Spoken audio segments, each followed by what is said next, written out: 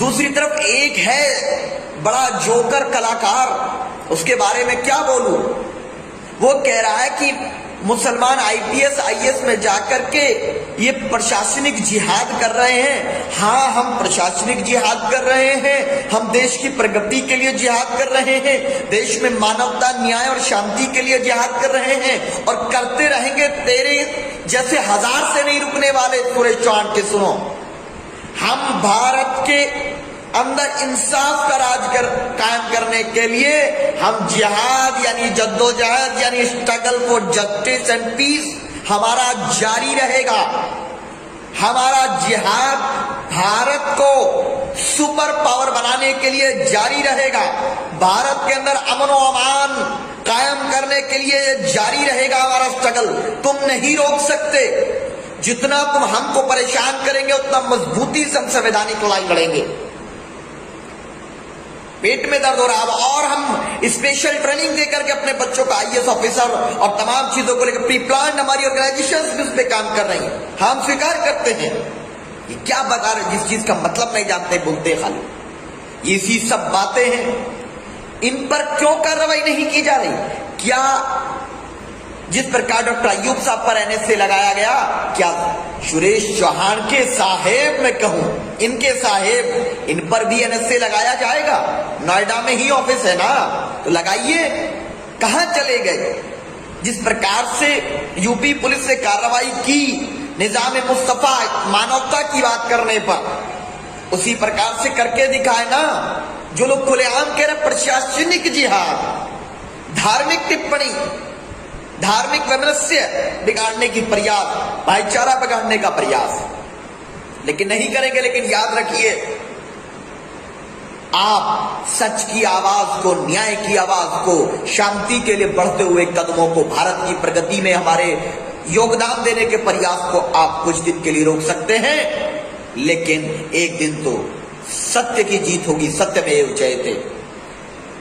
अंधेरे को जाना होगा, सूरज निकलेगा, न्याय का सूरज निकलेगा, शांति का सूरज निकलेगा, सामाजिक सद्भाव का सूरज निकलेगा, सबको बराबरी के अधिकार का सूरज निकलेगा, और वो सूरज फिर कभी दोबारा गुरूर नहीं होगा।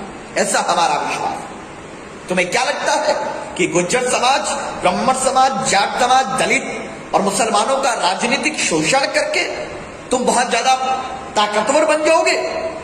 जो कल सत्तानशीं थे उनको भी यही घमंड था, लेकिन आज नहीं है।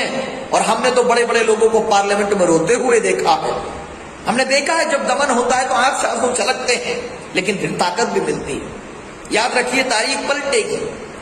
और मेरे भाई, जो जहां भी काम कर रहा है न्याय के लिए, हम उसके साथ। लेकिन उत्तर प्रदेश में हम काम कर रहे हैं, आपसे गुजारिश अपील है कि हमारा साथ दीजिए।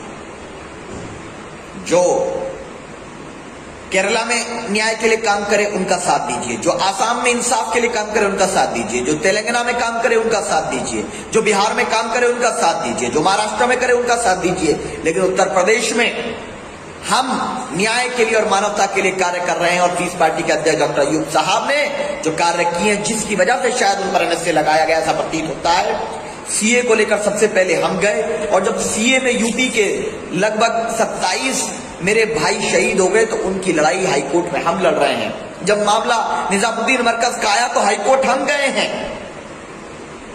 तबलीगी जमात के अमीर पर जब जुल्म हुआ तो इलाहाबाद हाईकोर्ट भी गए, सुप्रीम कोर्ट भी हम इस संबंध में गए हैं मीडिया पर कार्रवाई के लिए। और जब ख्वाजा मोइनुद्दीन चिश्ती रहमतुल्लाह अलैह की शान में गुस्ताखी की तो हम लोग सुप्रीम कोर्ट गए।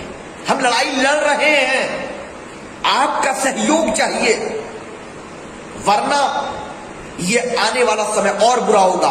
चाहे आप सपा में हो, बसपा में हो, कांग्रेस में हो, मुझे कोई एतराज नहीं, रहे होंगे आप या किसी दूसरी पार्टी में, आप हमारे भाई। लेकिन आज समय यह है कि सबके मुंह पे ताला। कोई यूपी में एक नाम बता दीजिए, यूपी में जो राजनीतिक रूप से सामाजिक न्याय की लड़ाई लड़ रहा हो, हाईकोर्ट से लेकर सड़क से लेकर, एक का नाम मुझे बता दीजिए डॉक्टर अय्यूब साहब के अलावा। मैं आपके साथ खड़े होने की बात कर लूंगा। और लेकिन अगर कोई नहीं लड़ रहा, जो लड़ रहा है, तो फिर आज इस पार्टी का साथ दीजिए। आपसे यही अनुरोध। बाहर की बात नहीं करता, मैं उत्तर प्रदेश की बात करता हूं। उत्तर प्रदेश का मैं नागरिक हूं, भले ही हम दिल्ली में रहे, वो एक अलग चीज है, लेकिन नागरिक हम उत्तर प्रदेश के। आपसे यही अनुरोध है कि आओ मिलकर भाईचारे को एकता को